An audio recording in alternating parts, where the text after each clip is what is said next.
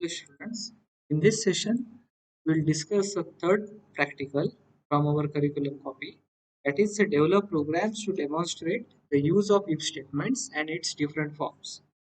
What we can do is, you know about if statement, if else statements, and nested of if loops and all other things. We will directly start with an example. Right?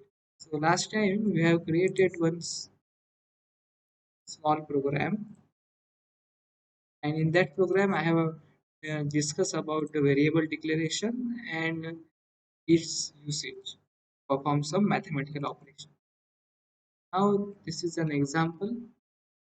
Suppose example 2, and we will see how to use the if statement.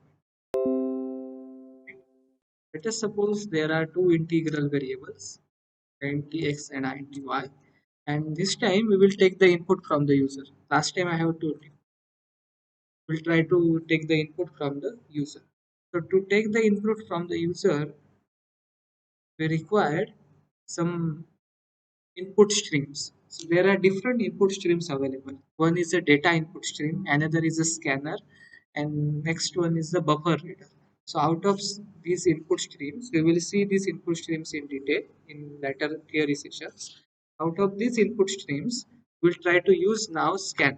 So scanner is a class which is present under a util package. We will create object of scanner class. Create an object of any class. What we required is name of the class. Name of the class is scanner. Now this scanner class is already defined by the architecture developer. The scanner class is present under a package. So I will tell you what do you mean by package later on, right? So currently you just remember this part, that scanner is a class which is present under a package util. Okay, and we will create object of this scanner class. So to create object, what we can do is to mention the name of the class followed by name of the object equal to new operator, again the name of the class.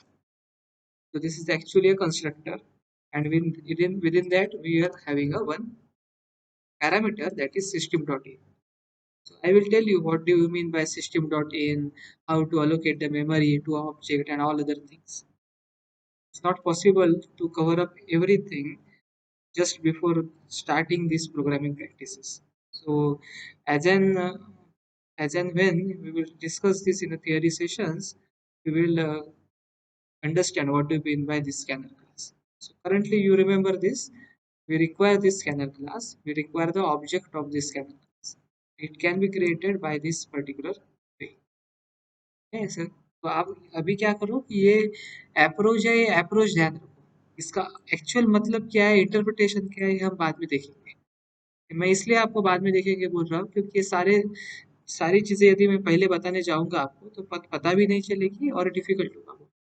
तो अभी अभी के लिए आप इतना याद रखो कि इनपुट लेना है तो आपको स्कैनर की यूटिलिटी यूज़ करनी है, और ये फॉर्मेशन है उसका, ये हमेशा आपको यूज़ करना है। ये स्कैनर क्लास हमारे यूटिल पैकेज में प्रेजेंट है, इसके लिए हम उस पैकेज को क्या करेंगे, इंपोर्ट करेंगे। Import Java dot यूटिल dot star.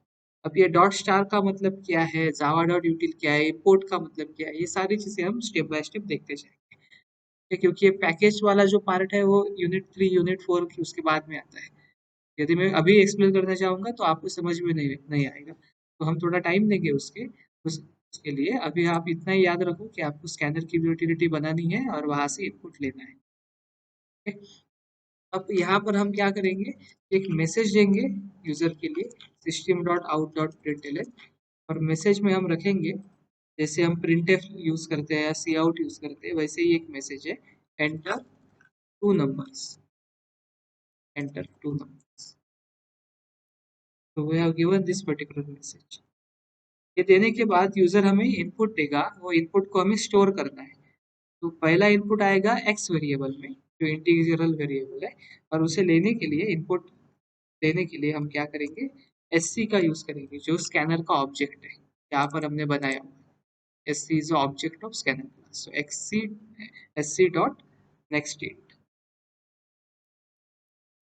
और आप यहाँ पर ये भी यूज़ करो, स्कैन भी यूज़ करो, S C A N scan, तो याद भी रहने के लिए अच्छा है स्कैन।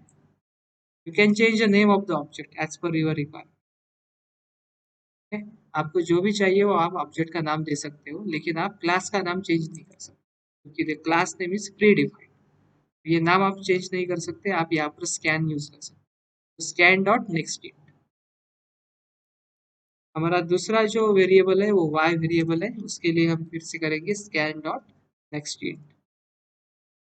ये मेथड आपके लिए नया है, नेक्स्ट इंट। ये नेक्स्ट इंट मेथड का काम क्या है, जो भी इनपुट की गई वैल्यू है, मतलब इंटीजर नंबर है, उस इंटीजर नंबर को लेना, कैप्चर करना और उसे वेरिएबल में स्टोर करना। इस समय हम x वेरिएबल में स्टोर कर रहे हैं, इस लाइन में हम y वेरिएबल में स्टोर कर रहे हैं। So this is input utility. Input लेने के लिए हमें ये काम करना है। तो इनपुट लेने के लिए पहले तो हमें स्कैनर क्लास का यूज करना होता है, उससे उसका ऑब्जेक्ट बनाना पड़ता है, जैसे हमने यहाँ पर स्कैन ऑब्जेक्ट बनाया और स्कैनर क्लास यूटिल पैकेज में प्रेजेंट है, इसके लिए हमने यहाँ पर इम्पोर्ट स्टेटमेंट लिखा। हर एक का मतलब हम बाद में देखेंगे, इम्पोर्ट का मतलब क्या है, पैकेज का मतलब क्या है, ये जो स्टार यूज कर रहे हैं उसका मतलब क्या है, will see it step by step. इसके बाद हमने एक मैसेज दिया है यूजर के लिए, तो यूजर को पता चले कि उसे कुछ एंटर करना है, इनपुट देना है, तो एंटर टू नंबर्स। और बाद में एक्स एंड वाई वेरिएबल में हमने इनपुट यूजर से लिया है by using this next int method. ठीक है। यदि आपको कुछ डबल वैल्यू लेनी होगी तो उसके लिए भी मेथड अवेलेबल है। नेक्स्ट इंट की जगह पर आप क्या करोगे, नेक्स्ट डबल। मेथड का नाम क्या होगा, नेक्स्ट डबल। जैसे ही आप हमें यूज होगा उसका, उस समय हम next double, next float and other methods भी यूज करें। करंटली आप इतना ही याद रखो, नेक्स्ट इंट में। ठीक है।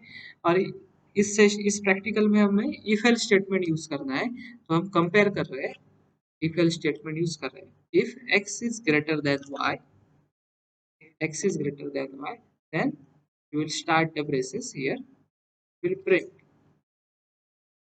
सैंपल मैसेज हम प्रिंट करेंगे। प्रिंट करते समय हमेशा हमें system dot out dot println use करना है। यहाँ पर प्रिंट करेंगे x is larger, x is larger. Very simple और बेसिक कोड है, लेकिन आपको यहाँ पर समझना है कि पैराडिज्म कैसे है जावा का, किस तरह से जावा में हम प्रोग्रामिंग कर सकते हैं। यदि ये फर्स्ट पार्ट एग्जीक्यूट नहीं होगा, मतलब x y से ग्रेटर नहीं होगा, तो ये हमारी नेक्स्ट पार्ट में जाएगा, एल्स पार्ट में जाएगा, और यहाँ पर हम प्रिंट करेंगे y is greater then x।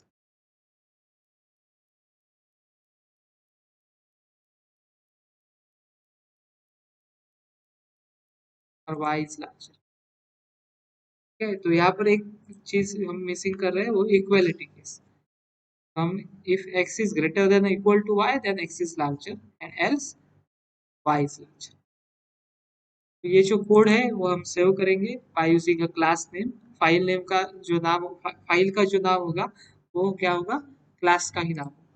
Save as बोलेंगे, example2, this is the name of the class dot java।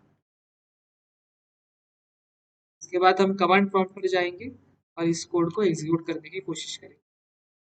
तो आपको पता है पाथ सेट कैसे करना है, cd स्लैश, इसके बाद जहाँ पर हमने ये कोड स्टोर किया है उसका पाथ लेंगे। ये हमें पाथ हम कॉपी कर सकते हैं यहाँ से। अब आप यहाँ पर ऑब्जर्वेशन करो अच्छी तरह से कि example2 ये केवल क्लास बना है, डॉट जावा फाइल है, लेकिन इसकी डॉट क्लास फाइल अभी तक नहीं बनी है क्योंकि हमने अभी तक कंपाइलेशन नहीं किया है। ठीक है। एग्जाम्पल 1 की डॉट क्लास फाइल है, लेकिन एग्जाम्पल 2 की नहीं है। जैसे हम इसे कंपाइल करेंगे वो बनने वाली है। cd, पहले तो हम क्या करते हैं, पाथ को चेंज करते हैं, यहाँ पर जाते हैं। इसके बाद हम क्या करेंगे, पहले तो हम डी ड्राइव पर जाएंगे। तो इसके बाद हम क्या करेंगे कि सेट पाथ की command, set path equal to हमारा जो भी पाथ है हमारे जावा का, उस पाथ को हम देखेंगे। तो हम नेक्स्ट सेशन में देखेंगे इस पार्ट को कैसे कंप्लीट करना है, कंपाइल एंड एग्जीक्यूट करके कैसे आउटपुट आता है, और बाद में इफ में जो भी वेरिएंट्स है उसे भी हम देखने की कोशिश करें। Thank you for watching this session.